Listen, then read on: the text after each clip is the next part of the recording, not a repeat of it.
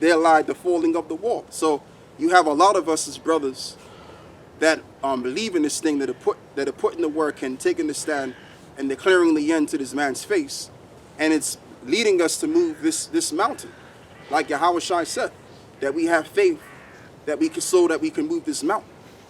I'm roughly paraphrasing what he said. So this is why time is moving so fast. And I just want to say this as well. Like about 2 weeks ago, right, something was bothering me at the camp, and I had somewhat of a tantrum in my yard and everything like that, right? So what happened was, as soon as I went to bed, right, all of a sudden time just sped up. Time just started to speed up all of a sudden after I got done, having a tantrum and shit like that. So why am I saying this? Because the Lord hears the Lord hears and acknowledges our crying and how vexed we are. He knows how vexed we are, so he's speeding up the times. As it says in the book of Matthew, man, it says that for the sake of the elect, the day shall be short. So our crying and our vexation is being heard, is being recognized by the Heavenly Father, and is also having an effect in this room. Okay? Just wanted to pour that out. So I just wanted to continue to read what is it, man? Hebrews 11:30. Hebrews 11 and 30. Yeah. Right. It says, by faith the walls of Jericho fell down after they were compassed about 7 days. Yeah, after they compassed about 7 days. So they have faith in that. So faith is as it reads, a thing hoped for and evidence of things not seen, and it's working. Faith has been proven to work, and we're seeing faith working in these days. That's right. Among all of the men, the thousands of men that are standing for the word of truth and expressing themselves with the word of truth. And as that's being done simultaneously, this civilization is being downtrodden, little and little. So if you can, brother, get me Joshua. Yeah, I've got it here. Yeah, 6 and 4. 6 and 4. All the way down to verse 20. Can't. This is the book of Joshua, chapter 6, from verse 4. And 7 priests shall bear before the ark 7 trumpets of ram's horns. And the 7th day ye shall compass the city 7 times, and the priest shall blow the trumpet. Which the number 7 represents completion. Go on. And it shall come to pass that when they make a long blast with the ram's horn, and when ye hear the sound of the trumpet, all the people shall shout with a great shout. And the wall of the city shall fall down flat. Okay. And the people shall ascend up every man straight before him. Right. And Joshua the son of Nun called the priests and said unto them, take up the ark of the covenant, and let 7 priests bear 7 trumpets of ram's horn before the ark of the Lord. And he said unto, verse 7, and he said unto the people, pass on and compass the city, and let him that is armed pass on before the ark of the Lord. And it came to pass, when Joshua had spoken unto the people, that the 7 priests bearing the 7 trumpets of ram's horn passed before the Lord, and blew with the trumpets, and the ark of the covenant of the Lord followed them. I tell you what, drop that. Get the scripture. What verse you in, brother? I'm in verse 9. Okay, yeah, keep going. Verse 10, and Joshua had commanded the people, saying, ye shall not shout, nor make any noise with your voice, neither shall any word proceed out of your mouth until the day that I bid you shout. Then shall ye shout. So the ark of the Lord compassed the city, going about it once, and they came up in the camp and lodged in the camp. And Joshua rose early in the morning, and the priests took up the ark of the Lord. And 7 priests bearing the 7 trumps of ram's horn before the ark of the Lord went on continually, and blew with the trumpets, and the armed men went before them. And they but the rearward came after the ark of the Lord, and the priests going on and blowing with the trumpets. Verse 14, and the 2nd day they compassed the city once, and returned into the camp. So did 6 days. And it came to pass on the 7th day that they rose up early, the dawning of the day, and compassed the city after the same manner 7 times. Only on that day they did compass the city 7 times. And it came to pass at the 7th time, when the priest blew with the trumpet, Joshua said unto the people, shout, for the Lord hath given you the city. Right. And the city shall be accursed, even it and all that are therein God. to the Lord. Only Rahab the harlot shall live. Okay. Shall all that they are in her house, because she hid the messengers that were sent. And ye in any wise keep yourselves from the accursed thing, God. lest ye make yourselves accursed, when ye take off the accursed thing, and make the camp of Israel accursed, and trouble it. But all the silver and gold and vessels of brass, verse 19. God, go on. But all the silver and gold and vessels of brass, of iron, are consecrated unto the Lord. They shall come into the treasury of the Lord.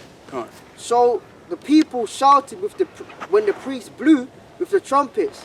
And it came to pass, when the people heard the sound of the trumpet, and the people shouted with a great shout, that the wall fell down, so that the people went up into the city, every man straight before him, and they took the city. And they utterly destroyed all that was in the city. And they ultimately destroyed all that was in the city. And they didn't have to fight nobody. They didn't have to get any weapons of war to throw down a city. It was just based on them blowing the trumpet with the Ark of the Covenant. And as well as when the priests blew the trumpet, the people was given a shout. So after that, all of that was said and done, the wall of Jericho crumbled apart and everything inside of that city. So why am I talking about, why we bringing this out? Because the point that I'm making is that, again, as I'm going to say, you have thousands of us all around the world that's preaching this truth. And as it says in the book of, I believe it's Isaiah 58:1, it says, spare not and lift up the voice like a trumpet. Now, who had the trumpet at the time of Jericho? The priest did. So we've become priests ourselves. We've been anointed to preach the gospel, just like Yahawah was. But we've also been commanded to blow the trumpet. In other words, give the warning as well. And as we're blowing the trumpet and crying as well as, this place is becoming a curse, like the city became a curse and everything in the city. That's right. Or the wall of Jericho. You see? So we're actually putting a curse on this place. That's why what we're doing is actually considered treason. Because even the elites know, which controls this government, they know the vibration of you know, when you come together as a group of people and you speak ill of a city that they're governing, you know, it's not going to end well eventually. You know what I'm saying? So this is the thing, but we don't really care if it's an illegal act. We don't really give a damn. Shalom, brother. Because we're doing a job. Just like the police department has a job to do, just like these politicians have a job to do, we also have a job to do. That's right. And our job is to come out here and to proclaim this truth. And as well as proclaim this truth, speak about the downfall of this society. Because that's what's coming anyway. That's our job. The job of the men of the Lord is to prophesy against the society and to see it go downhill. That's right. All right? Just like when you read about the prophet Micaiah, he didn't come to the king of Israel at the time, which I believe is in the book of Joshua, to give a message which was good unto the king of Israel, but to give a bad message. And what was that bad message? It's the fact that he would lose the war and that all of the men of Israel would be scattered. That was the bad message. So he didn't really care how the king of Israel felt. He just gave him that message, and that's what that was it. That was the end of it all. So we're doing the same thing. We're giving you the message, and the message is this: is that this place is going to be destroyed, according to the book of Isaiah 13, according to the book of Isaiah 34, and according to the book of Revelations and many other places in the Bible, because that's all that's written. There's no times in the scriptures that speaks about good times coming back in this society. It doesn't exist. So we're only giving it to you as it is written according to the Bible. You can't get mad at us, just like we can't get mad at you for diving in this world of pretty much opening up the world for demons to come in. Wow. That's your thing. Okay? Wow. Yeah. Go on, brother. Jeremiah 28 verse 8. The prophets that have been before me and before thee of old prophesied both against many countries and against great kingdoms of war and evil and of pestilence. Kind. And I mean, to a certain degree, we should be vexed that they're doing that sorcery and witchcraft. Because according to our law, really a person like that deals with all kind of familiar spirits, dies into divinations and that, they should supposed to be put to death. Thou shalt not suffer a witch to live. Right, thou shalt not suffer a witch to live. So that's the law. That's in the scriptures. But again, we have to allow it because prophecy has to play out. Because eventually all of that sorcery and that witchcraft that they're doing, it's all going to lead to nothingness. It's all going to ricochet against them. All right? There's the precept. Go on, brother. The one you called for was the one you called for was Romans 15 and verse 4.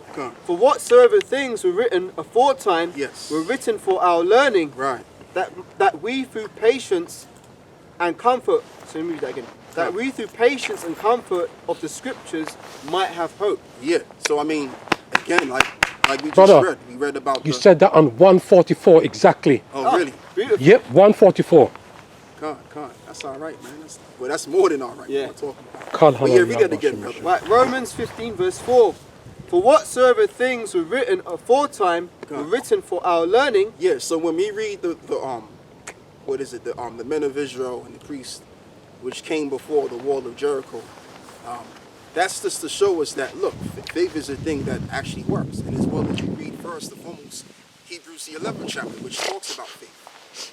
All right? So we know when we read the scriptures, only if we have faith and we believe in the scriptures, then we're potential men of the Lord. Because it really doesn't matter whether we believe or not. The prophecies are going to be happening anyway. This place is going to be destroyed anyway. But the Lord wants this thing to play out in a particular form of fashion, in a form of fashion. And the way that he wants this thing to go down is the fact that certain men he's going to set up to believe in this thing. Okay? And these are the men that are going to be saved. These are the men that are going to overcome this beast. When this beast comes down having great wrath against the people of the Most High, and as well as their own people. In the time of Jacob's trouble, and as it reads in the book of Isaiah 30, that there shall be deliverance. Okay? Because the Lord will not utterly destroy the house of Jacob, because you there have the remnant, which is also the house of David, which he needs to restore the earth with, setting up the kingdom of heaven. That's all I got to say. Go on, brother. That's the end of that. I'm looking for another precept. Yeah. Because it's the one where it says 2/3 shall be. I'll bring 2/3. I'll Yeah, bring you the can- third part through the fire. Yeah, you could bring that out. Come on. I got a quick one while you're waiting for that. All right. Because you was talking about it doesn't really matter about if you believe or not. Yeah. Ezekiel chapter 2 verse 5, and they, whether they will hear or whether they will forbear, Exactly. for they are a rebellious house. Yeah. And shall know that hath been, then they shall know that hath been a prophet among them. Right, and they shall know that a prophet have been among them. So it doesn't matter whether you hear, whether you forbear, because the Lord ain't even calling for the majority of Israel to listen to this thing. All right, well, really the Lord set them up to be blinded forever until the time presents itself that they'll be destroyed. That's in Isaiah 6 and 9. All right, but the prophecies is going to happen, and like I said, it's only those which will believe, which were ordained and chosen because of the word, because of what Yahawah said in the book of John 15 and 16, how the Lord said that you have not chosen me, but I've chosen you to bring forth fruit meet to repentance. Mm-hmm. So the men that he chose, they're going to believe in this thing. They're going to have the ability or the faith in them to believe in this thing versus those that are not going to believe. You know? Whether they hear or whether they forbear, the prophecies will come into action. If you read that one more time, brother, one more time.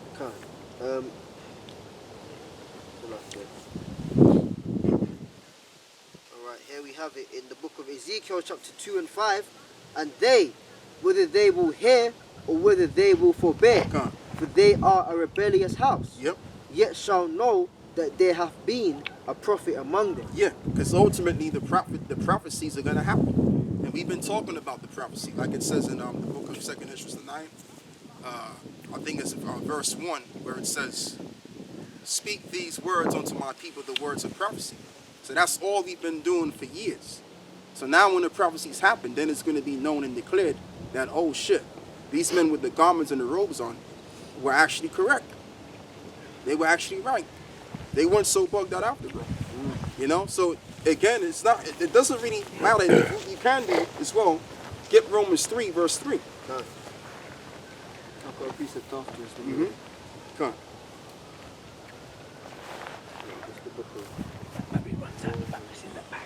Yeah. Which one? Alright, this is the book of Romans, chapter 3, verse 3, and it says, "For what if some did not believe? Shall their unbelief make the faith of the Most High without effect? Come on. Most High forbid. Yea, let the Most High be true, but every man a liar." Yeah, so you're not going to change the courses of this physical realm because you don't believe, or because millions of people or billions around the earth don't believe. The prophecies are still going to happen and come into full into fruition. As we're speaking right now, as we're speaking about the prophecies are speaking themselves. That's right, brother. And as well as the signs of heaven are showing their forth. All right, so it's there.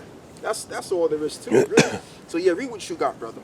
Oh, this is Zechariah 13 from verse 8. Yeah, "And it shall come to pass that in all the land, saith Yahawah, come on. 2 parts therein shall be cut off and die. Yeah. But the third part shall be left therein." It's like right now, a lot of our people, they know that the venom juice isn't the thing to take, even though they're being told to take it by their government, beginning with their prime minister or their president. But eventually they will take it. A lot of these Negroes that you see up and down the street with no kind of sense of knowing what's going on, they're going to take it because their lives are going to be threatened. They're going to be told that they can't work in order for them to take it. All right, they're going to be told they can't go to clubs in order for them to take it. So when their life is threatened, because all Jake care about is making money, and so that they can buy their little clothes and impress the ladies and pretty much get into that club scenery. That's really what their life is based upon, the average Jake. So if that's threatened, they're going to do what it takes to actually get back to that life so that they can get away from the harsh reality that they're living in. All right? So there you go. So they're going to take it, man. Go on, brother. And it says, let me read it again. "And it shall come to pass that in all the land, saith Yahawah, 2 parts therein shall be cut off and die, but the third part shall be left therein. Come on. And I will bring the third part through the fire." And the ultimate reason why they're going to die, because the Lord is going to pretty much push them in the corner by using Esau so that they can take that mark. Let me reiterate what I'm saying. Once they take the mark, that's going to pave the way for the Lord to kill them. Right there and there. Because doesn't it say in the book of Revelations 14:9, if you can, brother, just real quick, get me that just real quick, and then you can get back to your precepts, because I see that you got a precept already.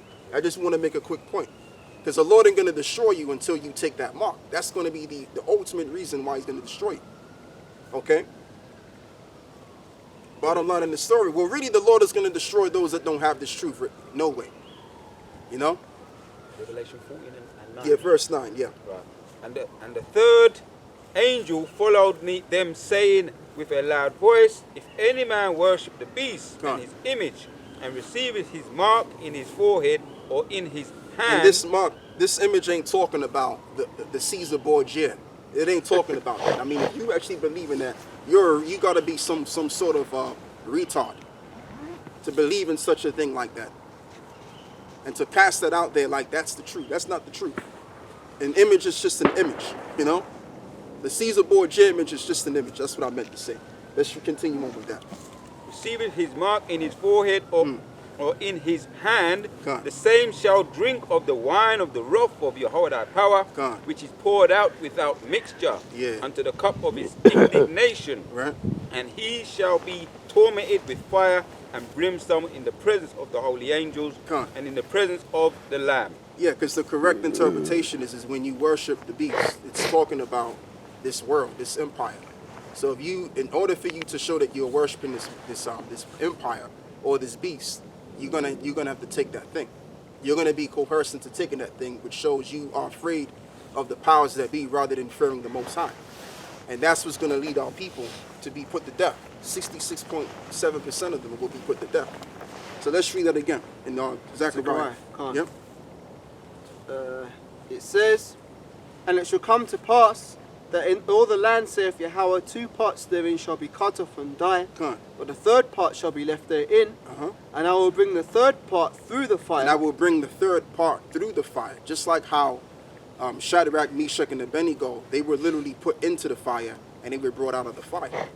So when all hell breaks loose, we're going to be covered because we're going to have that spiritual hedge due to this work, which the word is going to be the stability in the days of Jacob's trouble. Just like how it is right now. Here it is. Everything's going way west, and we're still stable in the mind. Why? Because the Bible is really the great stabilizer. So because we have this because we ain't lost our mind yet, it's all due to this Bible here. Due to the stabilizer. The spiritual stabilizer, that is. And people that don't have this truth, this Bible in their hearts, they're losing their minds. They don't know what to do. They don't know what to believe. Their thing is well, man, like, you know, I might have to take it. I don't really want to take it, but I might have to take it to keep my job and to keep my vain standard of life up. You know, so it's just people are caught in between. A reasonable amount of the population are caught in between. They don't know what to do, man.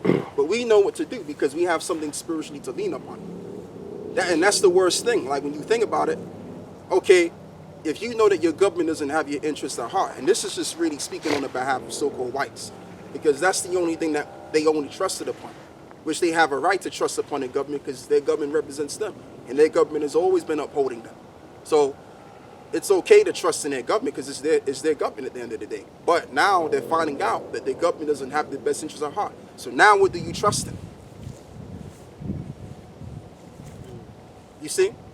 And even as well as our people trust in their government to a certain degree. So when their government shows forth their hand and shows their horns as to really what they are, they're not going to have absolutely nothing to put their trust in. But see, us on the other hand, we're going to have something to trust in. To the point where when all hell breaks loose, we're still going to trust in the Lord and we're still going to be stapled in the mind. That's why it says in the book of Isaiah 4:1 that, what is it, man? That 7 women shall take hold of one man. Because these women, they're going to see brothers, and they're not going to care what a brother looks like. Whether he's got a big-ass afro or, you know, big scruffy beard. They want a man to protect them. They're going to want some form of, somebody that with power to protect them on that day. Yeah, because these women have a checklist here. Yeah. All that's going to go out the window. It's going to go out the yeah, window. Man. That pretty boy look, that's going to go out the window. Big belly man, everything. Man is not going to be the in thing anymore. It's not going to be the end thing. They're going to be looking for any man they could find that's holding his own. Because the reality of the matter is that no one's going to have anything to rely on in that day. Point blank in the story. What more can I say on it? Go on, brother. Yeah. Isaiah 13:12 says, and I will make a man more precious than fine gold. Exactly. Even a man that is gold, even then the golden wedges of Ophrah, and that's that Ophrah. I checked it out. It says some very, very, very, very fine gold. Yeah, it's gold. Yeah. Yeah. Like back in the day. Not back in the day, like literally like 50 years ago. I'm talking about like, you know, thousands of years ago during the time of Solomon. Solomon would get gold from the Americas, and it was the gold of Ophir. And America, that land America used to be, I believe, I think that's what it was called at the time. But because I remember the Apostle Tahar, he went into this. And when you look up that word Ophir, you can real quick. Look into that word Ophir. Yeah, you might as well do it, but while you're doing it, I'm going to get used to doing this as well. I'll do it as well. Go on. Oh, because I'm holding something. Yeah. All right, I'll do it. I'll look it up. Anybody could get into it. So yeah, I mean, a man is going to be very precious in that day, man. Especially for a woman, because women right now, they have their way of thinking, and because they're secured in their lifestyle and everything else, they could get any man they want. They don't have to really have the feeling to need a man at all. A man is just expendable whenever she needs one, and she can go find another one at the end of the day. Yeah. And like I always say, because the average woman has been around different guys, they don't really find men valuable anyway. But they're going to find them valuable when they can't take care of themselves psychologically, spiritually. So like an elder, you brothers see the video that Elder MANASSEH brought out about 3 weeks ago, a month, where this woman was begging, I would wash your clothes, and she's looking for a man. Yep. Yeah, man, I tell you what, man. Whew. And you know what, so I ain't gonna lie, man, I kind of had a little bit of me too, feelings about me her too, man. Yeah, that was sad. I'll be honest, I tell you, I fancied her after that. I'll admit it. It made her look attractive. I was turned on to her, honestly. Just a matter of fact, she's crying and begging for a man. I'll wash your clothes, I'll do that, please, and no. I actually felt bad, man. Yeah, I did. For a long time, because I don't normally feel bad. Some may say that I'm cold, but hey, man, that's just me. That's just because I've been in the truth for a long time. You know what I'm saying? But that's just my spirit. Yeah. I've been through quite a bit in my life, so that's why I'm like that. Go on, brother. I was going to ask a question. I never saw that video. Was it an Israelite woman? It was an Israelite woman. Yes, Yeah, okay. yes. And because the thing is, she went off because she was being a what's it called again when there's women they just go to women Feminist. feminist. She's a feminist, and she admitted that sorry for being I made a mistake. Yeah. I thought I could do without a man and blah blah blah, and she really admitted, you know. Maybe the Most High will have pity on her. Yeah, Because she repented. Yeah. that's it. Because she confessed. That was really her confessing, really. And as you said, she Elder, could have confessed in secret. she didn't among her mind how. friends. Sorry. She went on the computer and she put her video up there. Yes, excuse me. yes. She put she uploaded her video on YouTube. Wow. And she confessed before the world. So hey, you never know. She may be the elect. She may be, hey, you know, like one of the brothers in the States if she lives in the States. Yeah. Or if she lives here, hey, one of you brothers may have her. She may be saved. Yeah. Maybe saved. Yeah. But it was very attractive. It was very attractive, you know. I felt bad. I felt bad. I ain't gonna lie to you. Yeah. That reminds me of Salakia, what's her name? Mary Magdalene, man. Oh, yeah, yes. The Lord's feet of her hair. Yeah, there's that as well. But when they brought her out because she got caught in the act of adultery, before that, and then the Lord said, "Go thy way and sin no more, man." So because that feminist, because I didn't see that in it. I didn't see that whole thing. So I was thinking, in my head, I was kind of agreeing with the elder, like, nah, man, fuck these women, man.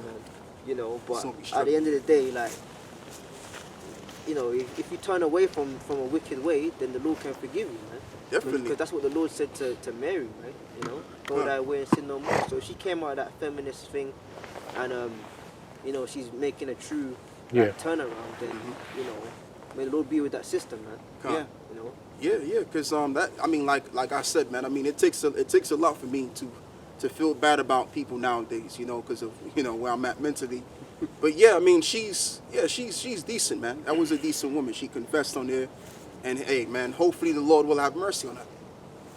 And that's just me saying that. Go on, brother. Yeah, But as for the rest, we all saying that, brother. But as for the rest of you, man, you can't wait for you to get destroyed, man. Come on, brother. That's nice. People again. You got to balance it out. You got to balance it out. Because then you can say that, and then all these women will just be like, oh, you know these women, man, they're supplanters too. Thank you. Just put some sub tears out there, and then they're gonna be like, oh yeah, it's okay. Nah, man, it's only like the women that's gonna really come around, man. They're the ones that are meant to, because the majority of Israel that's gonna be destroyed is you women. Man. You know, so that's right. Just to throw the balance there. Man. Yeah, that's true, brother. Yeah, sorry. Right. Just a quick answer in the biblical online usage. It says characteristic of fine gold, and it says fine gold, and I like gold. I like for not just for the. I mean, it's nice and it's attractive, but there's. I looked up like 24 karat gold or 22 karat gold. If you have a cut or any kind of wound, it can take care of it. It can speed up the healing, and it's also good to increase blood circulation. So that's very good for the. That's actually very good for the psyche. There's a lot more to it, but that's just one of the things that that people don't. You know, people may not have thought about that. Gold is not just about vanity. When Solomon had it, there was a lot of healing.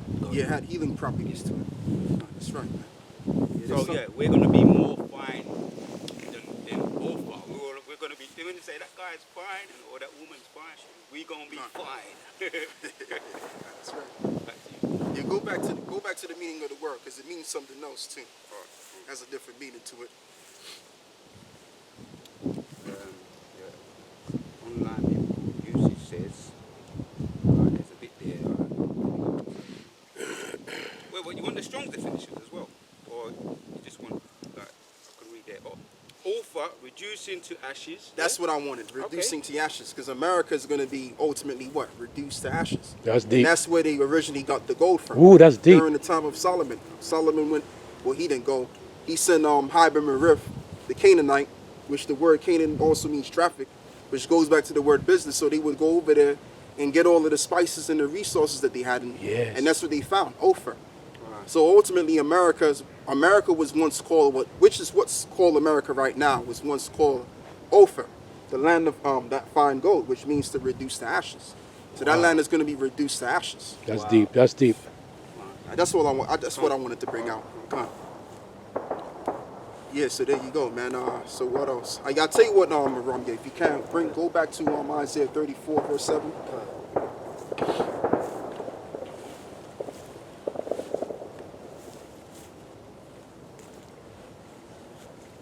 not just going to be America that's going to be destroyed. I mean, you're going to have other lands too, like even England. England is going to be pelted with missiles. Good. You know? But the thing with America is going to be the only land that will no longer be inhabited. Other lands will be inhabited, but this America is going to be totally annihilated. It's going to turn into a desert. Yeah, begin with verse 7, where you left off at. Right. So this is Isaiah chapter 34, verse 7. And the unicorn shall come down with them, and the bullocks with the bulls, and their land shall be soaked with blood, and their dust made fat with fatness. Yep. For it is the day of the Lord's vengeance, and the year of recompenses for the controversy of Zion. For the controversy of Zion. So what that entails is the fact that America is going to be destroyed. America is going to be destroyed due to what happened to his people, beginning with the natives in that land, beginning with the people of Gad, the so-called North American Indians, and as well as what happened to the Seminole Indians, and also what happened to Judah and Benjamin and Levi. So because of what happened to these people by the behest of the Edomites, they're going to receive the ultimate condemnation. And that ultimate condemnation is the fact that they're going to be ridden with missiles. America will be ridden with missiles. Okay, and as well as even England as well. England is going to be ridden with missiles, but America is going to be a totally different situation, to the point where that land will no longer be inhabited again. Like we look up the word Ophir, which is where Solomon got the gold from, which was considered the Americas today. The word Ophir, which is what it was called, it means to reduce to ashes. So America's going to be reduced to ashes, to nothingness. Go on, Verse 9. And the streams thereof shall be turned into pitch, and the dust thereof into brimstone. Yeah. And the land thereof shall become burning pitch. Right, and it shall result to brimstones. Like when you go back to the time of what Sodom and Gomorrah, there were brimstones which was casted upon the city and pelted the city down. So when you look at how Sodom and Gomorrah got destroyed, that's how America's going to be destroyed. The only difference is you're going to have the missiles, which will be interchangeable with those brimstones, because the Lord can destroy this place with brimstones too, as he did in the times of old. But he's going to use the instruments of death to do that job, and the instruments of death, or of the the great destruction, is those missiles. Go on. Right, and it says, it shall not be quenched night nor day.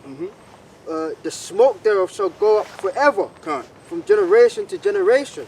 Yeah, so that land is going to be burning for a long time. We don't know how long, but we just know it's going to burn for a long duration of time, and it's going to basically show a sign. What the Lord is going to show a sign that this was a land that was equivalent to Sodom and Gomorrah, making an example.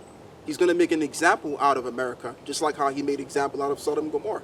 And we can get that in the book of Peter too. Go on, brother. If you can, I'll get 2 Peter 3. Please. Yep. From generation to generation, it shall lie waste, none shall pass through it forever and ever. Yeah, read up a couple of verses, brother, one more time. I'll start from verse 8. For it is the day of the Lord's vengeance, and the year of recompenses for the controversy of Zion. And the streams thereof shall be turned into pitch, and the dust thereof into brimstone, and the land thereof shall become burning pitch. Right, and the land thereof shall become a what? A burning pitch. Go on. It shall not be quenched night nor day.